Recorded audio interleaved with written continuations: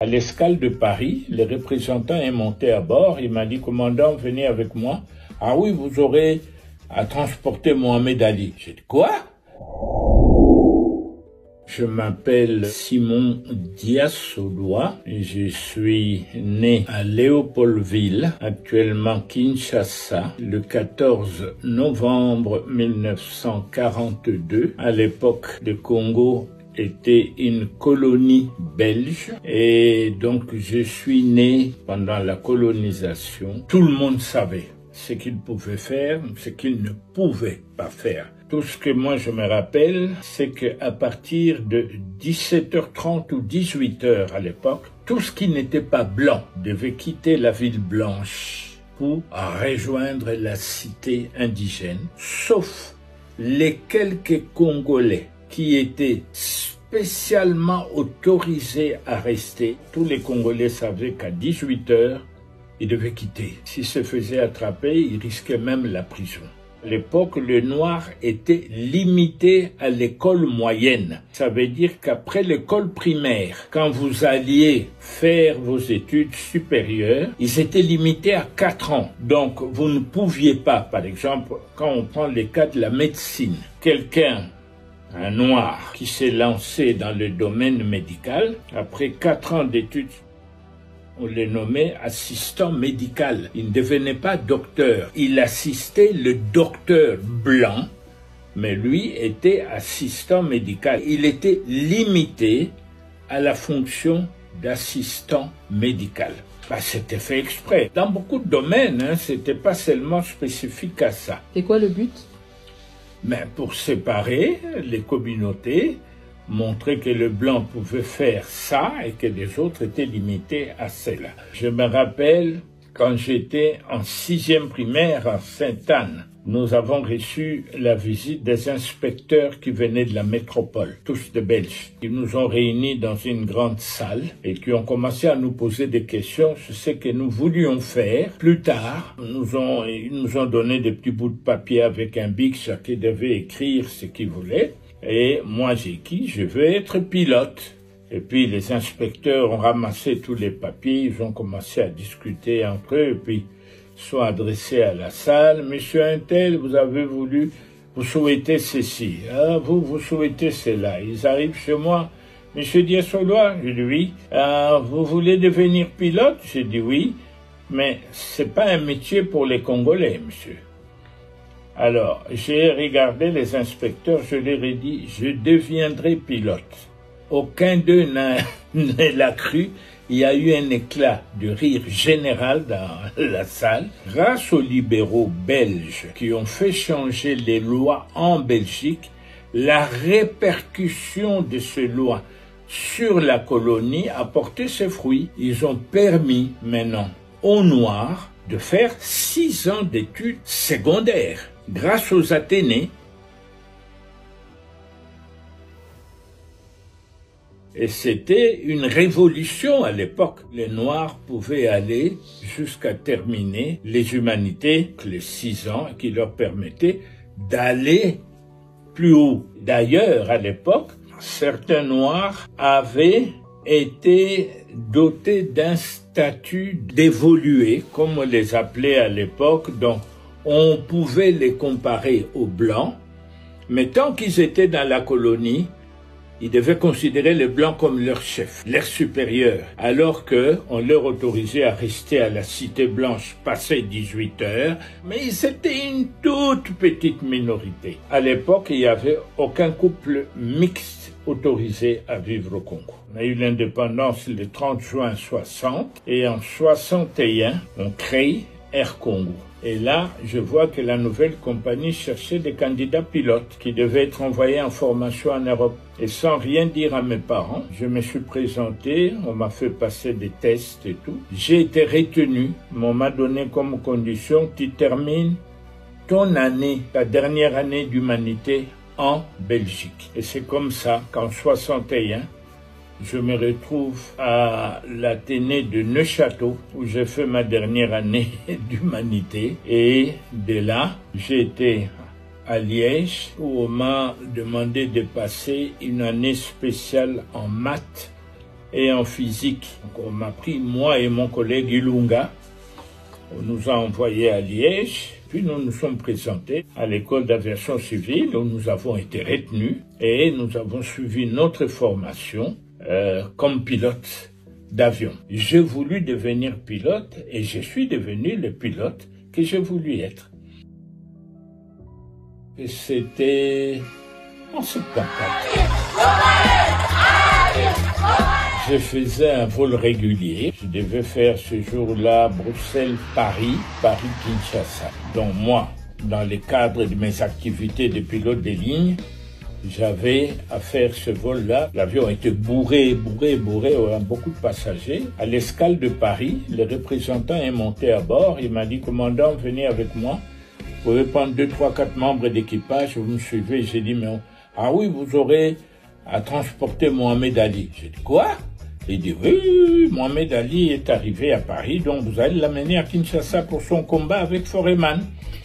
J'ai dit, ok, j'ai choisi 2, 3 gars de mon équipage.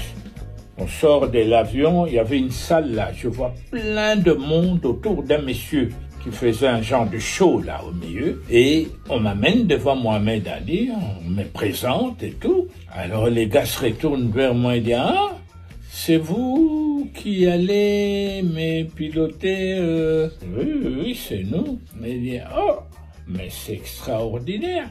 Alors il a commencé à politiser l'affaire. Je l'ai entendu dire, chez nous aux États-Unis, ce genre de choses n'existent pas. Quand on nous parle de noirs, c'est souvent Tarzan, des conneries comme ça, mais jamais je n'ai vu des gens comme vous, pilote. Alors, dans ma tête, ça fait clic. Je me suis dit, tiens, la réglementation compagnie nous interdit pendant l'exercice de notre fonction de discuter politique ni religion. C'était interdit. Ayant pensé à ça, je me suis dit, bon, Mohamed Ali, merci, écoute, nous avons le vol à préparer, on se voit à bord. Alors à tout à l'heure, et on retourne préparer le vol, et puis après, on commence l'embarquement. Et les représentants viennent et me disent, écoutez, acceptez-vous de prendre Mohamed Ali dans le cockpit? J'ai dit, bah, moi ça me dérange pas, s'il le veut, avec plaisir. Ok, il dit, il est là, et je me tourne, je vois Mohamed Ali, je lui dis, sois le bienvenu à bord, mettez-vous sur les sièges derrière moi et mettez la ceinture. Et je vois les gars qui changent de couleur.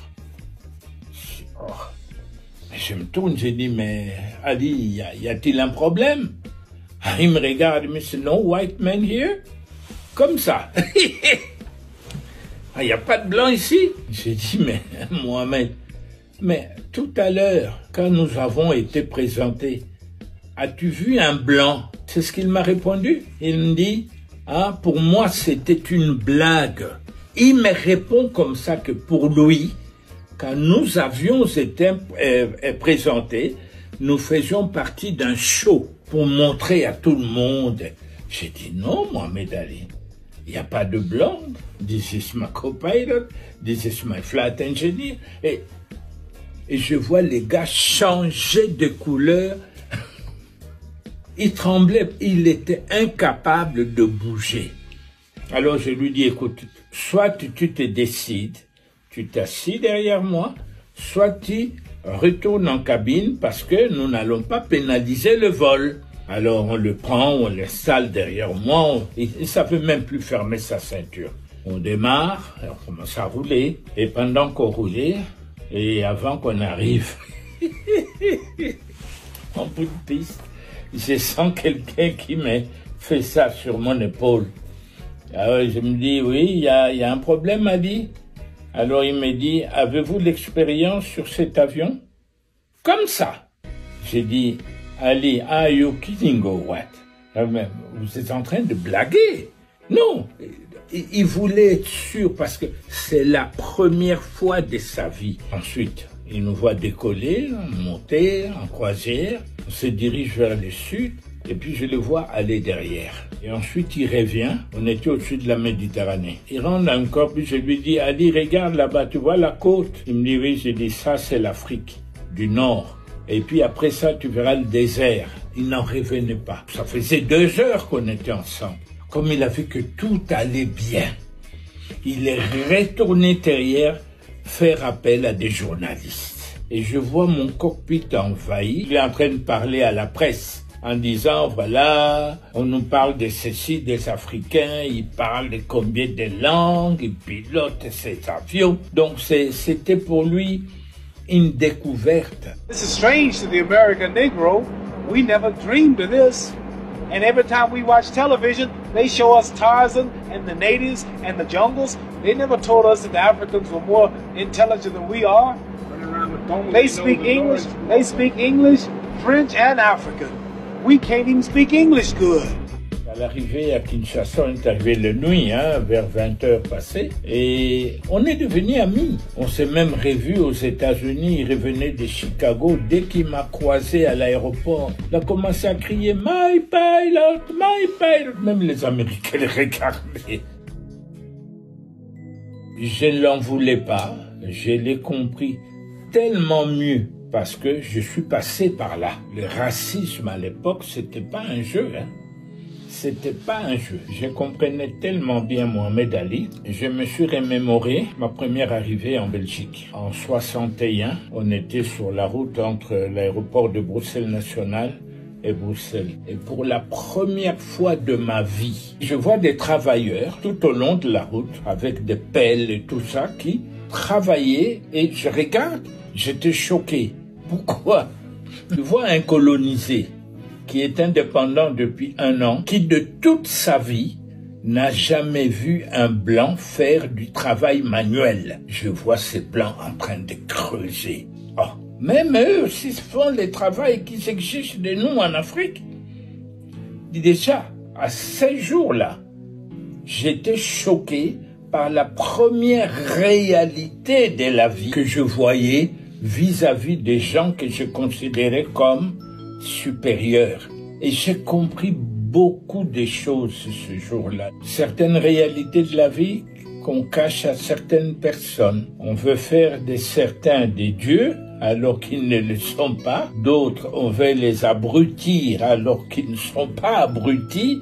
Et c'est à partir de ce moment-là que j'ai compris qu'on est tous manipulables. Qui que vous soyez, c'est une question d'être manipulé ou pas. Et j'ai compris les réactions qu'Ali avait ce jour-là en faisant ces liens, moi qui sortais de la colonisation. Papa n'a pas fait des grandes études, il savait à peine lire et écrire, mais ce qu'il a inculqué dans ma tête, c'est quelque chose d'exceptionnel. Ce n'est pas le fait d'avoir 5-10 diplômes d'université qui fait de nous des gens exceptionnels. Si tu n'as pas la sagesse, tu ne vaux rien, tu n'es rien. Et j'ai jamais oublié ce conseil qui m'a servi jusqu'à aujourd'hui.